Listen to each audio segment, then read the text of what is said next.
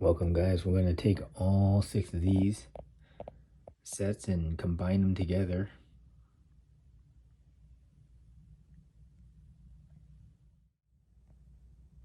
There's the first set, washroom. Here is the dog set. Here's the Chamber of Secrets set, the Sirius Black set, the Dumbledore set, and the hospital wing. Purchasing all 6 sets will give you 32 characters and 17 tiles.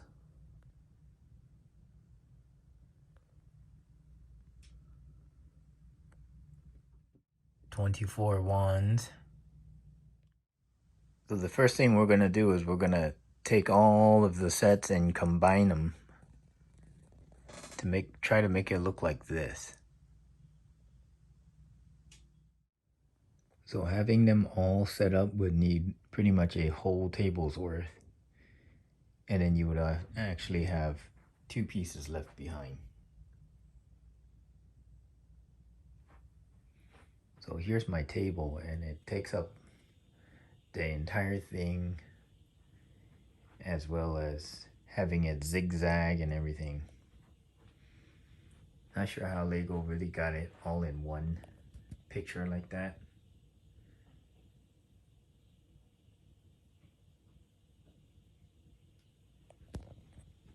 But we're going to move this here.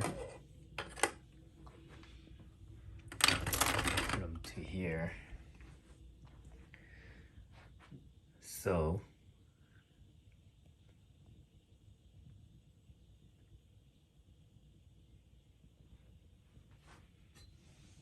this is exactly how it's like in the instruction booklet. So we flip to this page here. You can see how they have it looking kind of linear, but it is, when you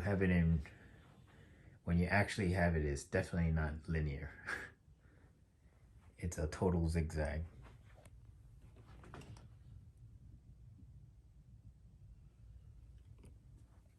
And it takes up a very wide table length.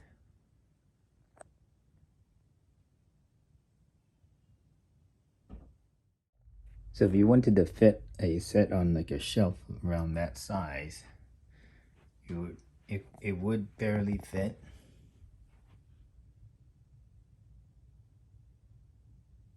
But you would have to really squeeze in some stuff, and it would take up the whole thing, and it would kind of look like that.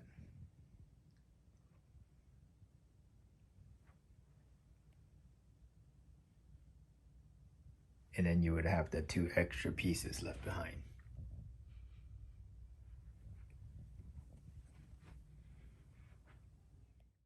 So displaying the back is even harder because you have to turn everything around in reverse order.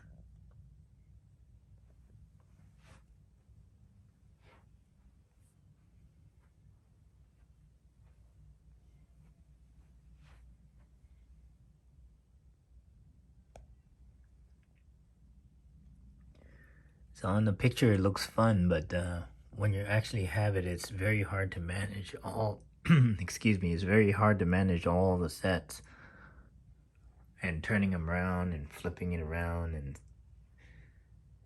adjusting the characters and everything like that. Plus this is in a zigzag motion.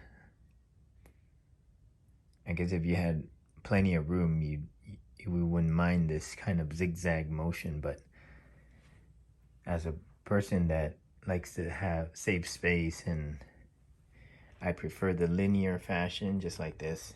It's just one linear fashion.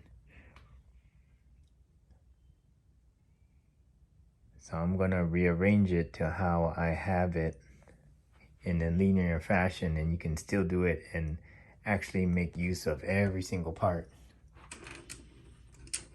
without having to waste anything. I showed it in the last video, but I'll show it in this video as well.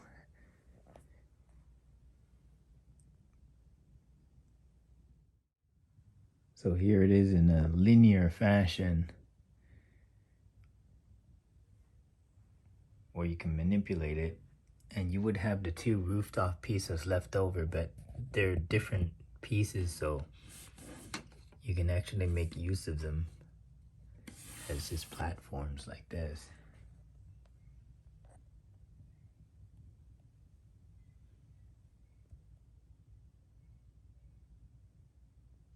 And I'll zoom out so you can see the entire set.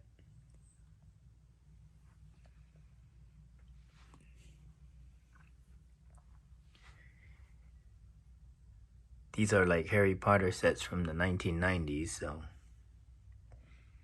goes well with it. Kind of blends in very nicely.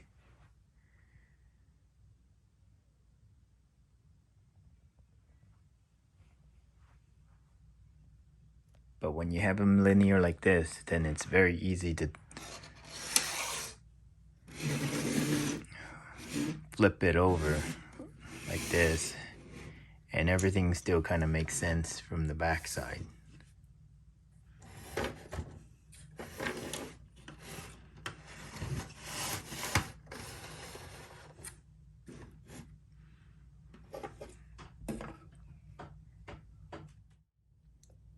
So here's the back side of all 6 sets in a linear fashion.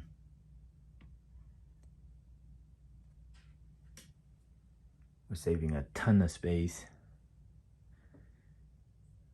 The other format just takes up way too much space.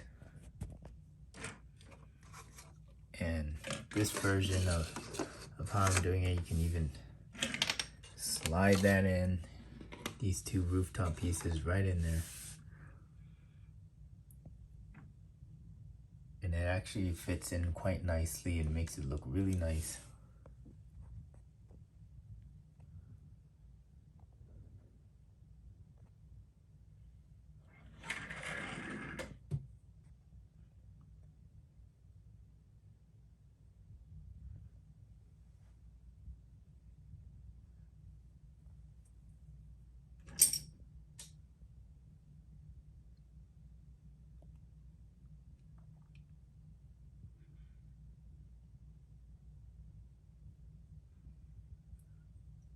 But there are many other ways you guys can set it up as well.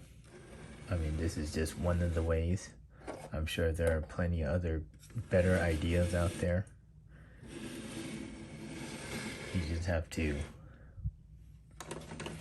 kind of play around with it, do your own version of it, whatever works. I haven't really searched for any other videos yet on how these 6 sets can be rearranged, but so far, without having to watch anything else, I find that this is the best setup for it, and it still looks good. The other way does give depth, but this way is just so much easier to handle. Everything is just so much easier. You just, in a matter of seconds, I have a nice little grand display here, and it matches well with my old sets as well. So let me know what you guys think. I'll continue a couple more Harry Potter sets for the next weekend, and then we'll do some other sets as well.